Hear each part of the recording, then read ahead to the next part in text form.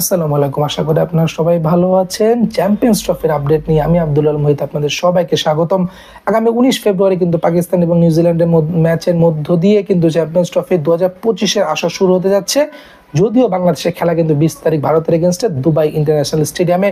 আমি বাংলাদেশের কিছু পার্সপেক্টিভ নিয়ে ভিডিওতে আলোচনা করতে চাই। দুবাইয়ের বা ভারতের এগেনস্টে বিস্তারিত প্ল্যান নিয়ে আমি হয়তো অন্য ভিডিওতে আলোচনা করব, বাট এই ভিডিওতে পাকিস্তানের পিচে যে দুটো ম্যাচ আমাদের রয়েছে, পাকিস্তান এবং নিউজিল্যান্ড এবং রাওয়ালপিন্ডি পিচ নিয়ে আমি একটু আপনাদের সাথে আলোচনা করতে চাই। প্রথম যে টপিকে আমি কথা বলতে চাই, আপনারা যদি একটু খেয়াল করে দেখেন, পাকিস্তান, নিউজিল্যান্ড এবং সাউথ আফ্রিকার মধ্যে কিন্তু একটা ট্রাই নেশন সিরিজ অলরেডি আয়োজন করা হয়েছে এবং এই ট্রাই নেশন সিরিজের ম্যাচগুলো কিন্তু করাচি এবং লাহোরে হচ্ছে। এখন করাচি এবং লাহোর কিন্তু রাওয়ালপিন্ডি থেকে খুব বেশি দূরে নয় এবং তাদের পিচে কিন্তু একটা সিমিলারিটি রয়েছে। আসলে চ্যাম্পিয়ন্স ট্রফি বলেন বা আইসিসি ইভেন্ট করে সচরাচর আমরা রান দেখে থাকি এবং এবার পাকিস্তানের পিচে যে খেলাগুলো হবে সেখানে কিন্তু যথেষ্ট পরিমাণে রান হবে। এখন এখানে আপনাকে কিছু জিনিস মাথায় রেখে আপনাকে কিন্তু প্ল্যানিং সেট করতে হবে। আমি কিছু রেফারেন্স টেনে নিয়ে এসে আপনাকে একটা উদাহরণ দিতে চাই।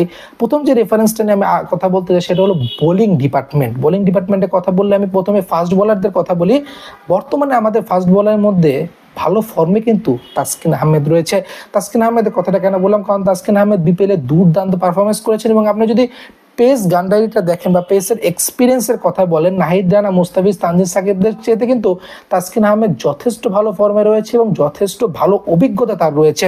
এখন তাসকিন আহমেদের কথাটা আমি কেন বললাম, আপনি যদি ট্রাই নেশন সিরিজের দিকে একটু তাকান, যে বোলাররা তারা বোলিং করছে তাদের বোলিং ফিগার নিয়ে আমি আপনাদের সাথে একটু আলোচনা করতে চাই।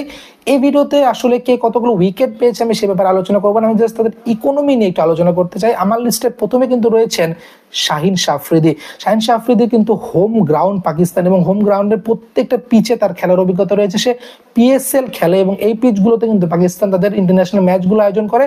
শাহিন আফ্রিদির কথা যদি একটু বলি, শাহিন আফ্রিদি প্রথম ম্যাচে 10 ওভারে 88 রান দিয়েছেন, ইকোনমিটা কিন্তু 8.80। আমি আরেকজন পাকিস্তানি বলারের কথা বলতে চাই যে কিন্তু পাকিস্তানের বোলিং কান্ট্রিতে অন্যতম সেরা হাতিয়ার নাসিম শাহ। নাসিম শাহও কিন্তু চেনা পিচ। নাসিম শাহ কিন্তু তার প্রথম ওডিআইতে নিউজিল্যান্ডের এগেনস্টে 10 ওভারে 70 রান দিয়েছেন, ইকোনমিটা কিন্তু 7। আমি ম্যাট হেনরির কথা বলি, নিউজিল্যান্ডের ফাস্ট বোলার, সে কিন্তু যথেষ্ট এক্সপিরিয়েন্সড একজন বোলার। ম্যাট হেনরি পাকিস্তানের এগেনস্টে প্রথম ম্যাচে কিন্তু 9.5 ওভার করে 53 রান দিয়েছেন, তার ইকোনমিটা কিন্তু 5-এর উপরে। আপনি যদি সাউথ আফ্রিকার এনগেটের কথা বলি, সাউথ আফ্রিকার এনগেটে সে কিন্তু যথেষ্ট ইন্টারন্যাশনাল ম্যাচ খেলার অভিজ্ঞতা রয়েছে, বাট তার ইকোনমিটার দিকে যদি আপনি একটু তাকান 7.71। সো সবকিছু মিলে আমি যে কথাটা আপনাকে বলতে চাই যে তাসকিন বা আমাদের যে পেস ডিপার্টমেন্ট যারা পাকিস্তানের পিচে বল করবে, এখানে কিন্তু আপনাকে একটু ট্যাকটিক্যাল একটু চিন্তা করতে হবে। আসলে আপনি সবসময় উইকেটটা পাবেন না, কিন্তু আপনি যদি রান চেক দিতে চান সেক্ষেত্রে কিন্তু আপনাকে যথেষ্ট ভালো ইকোনমিতে এখানে বোলিং করতে হবে। আপনি যদি উইকেটের পিছনে তাড়া করেন তখন কিন্তু আপনি অনেক রান কনসিড করে ফেলবেন, কারণ সচরাচর পাকিস্তানের পিচগুলো কিন্তু ব্যাটিং ফ্রেন্ডলি হয়। এখন আপনি যদি ভালো ইকোনমিতে বল করতে চান আপনি হয়তো উইকেট পাবেন না, কিন্তু আপনার রান চেক দিয়ে আপনি কিন্তু টিমকে একটা ভালো টোটাল ডিফেন্ড করতে হেল্প করতে পারবেন। আমি একটু স্পিন ডিপার্টমেন্টের দিকে যদি তাকাই, স্পিন ডিপার্টমেন্টে বাংলাদেশে এখন লিডিং ফ্রম দ্য ফ্রন্ট কিন্তু মেহেদী হাসান মিরাজ। সাকিব আল হাসানকে আমরা কিন্তু চ্যাম্পিয়ন্স ট্রফিতে পাচ্ছি না। সো মেহেদী হাসান মিরাজ বিপিএলে কিন্তু ম্যান অফ দ্য টুর্নামেন্ট, যথেষ্ট ভালো ছন্দে রয়েছেন। তার বোলিংটা নিয়ে একটু আলোচনা করতে চাই। বিপিএলে কিন্তু সে এখন পর্যন্ত 12টা উইকেট শিকার করে এখন কিন্তু চ্যাম্পিয়ন্স ট্রফি বাংলাদেশের স্পিন ডিপার্টমেন্টটা কিন্তু তিনি লিড দিবেন। মেহেদী হাসান মিরাজের কথা যদি আমি আসছি, তার আগে আমি এখানেও একটু রেফারেন্স দিয়ে কথা বলতে চাই। পাকিস্তানের আবরার, আপনাকে আপনারা সবাই চেনেন, সে যথেষ্ট ভালো একজন বোলার, ইন্টারন্যাশনালি রেপুটেড একজন বোলার, তার এক্সপিরিয়েন্স যথেষ্ট ভালো। আবরার কিন্তু প্রথম ম্যাচে সে কিন্তু 10 ওভারে 41 রান কনসিড করেছেন। আমি মিচেল স্যাটনারের কথা যদি একটু বলি, নিউজিল্যান্ডে কিন্তু এখন সে কিন্তু ক্যাপ্টেন ছিল এবং নিউজিল্যান্ডের আপনার স্পিন ডিপার্টমেন্টের হেড কিন্তু এখন মিচেল স্যাটনার। আমি মিচেল স্যাটনারের কিছু ফিগার নিয়ে আপনাদের সাথে আলোচনা করি। 10 ওভারে 41 রান, 4.10, 10 ওভারে 62 রান, 6.20। সো আপনি যদি এদিকে একটু দেখেন যে তাদের কিন্তু স্পিনও কিন্তু তারা অনেক রান জেনারেট করছে।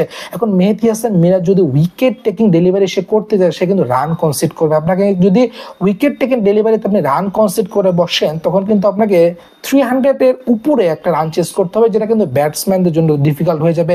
আপনি যদি উইকেটকে চাপিয়ে রেখে আপনি যদি ইকোনমি হতে চান বা আপনি যদি একটু ইকোনমিক্যাল কিছু স্পেল করেন, সেটা কিন্তু টিমের জন্য আসলে আরো বেশি হেল্পফুল হবে। এখানে আসলে আমাদের টিম ম্যানেজমেন্ট রয়েছেন, আমাদের কোচিং স্টাফ রয়েছেন, তারা আরো ভালো প্ল্যানিং করে তারা মাঠে নামবেন। বাট এখানে আপনাকে প্ল্যান করতে হবে, কারণ এখন পর্যন্ত পাকিস্তানের পিছে যে দুটো ম্যাচ আমরা দেখেছি, পাকিস্তানের সাথে নিউজিল্যান্ড এবং পাকিস্তানের সাথে সাউথ আফ্রিকার একটা ম্যাচ আগামীকালকে রয়েছে, নিউজিল্যান্ড এবং সাউথ আফ্রিকার যে ম্যাচটা আমরা দেখলাম, সেখানে কিন্তু আপনার উইকেটের চেয়ে আপনার কিন্তু ইকোনমিক্যাল হওয়াটা ইম্পর্টেন্ট। পাকিস্তানের পিছে যথেষ্ট রান রয়েছে, বোলারদের হয়তো একটু টাফ টাইম যাবে, বাট তারপর আপনাকে ইকোনমিক্যাল হতে হবে। আসলে ইকোনমিক্যাল না হলে আপনি যদি একটু বেশি রান কনসিড করে ফেলেন, তখন কিন্তু উইকেটটা আসলে এখানে কোনো ফ্যাক্টর হবে না। বাংলাদেশের বোলিং ডিপার্টমেন্ট নিয়ে আপনাদের মন্তব্য কিন্তু অবশ্যই কমেন্ট বক্সে জানাবেন। ধন্যবাদ।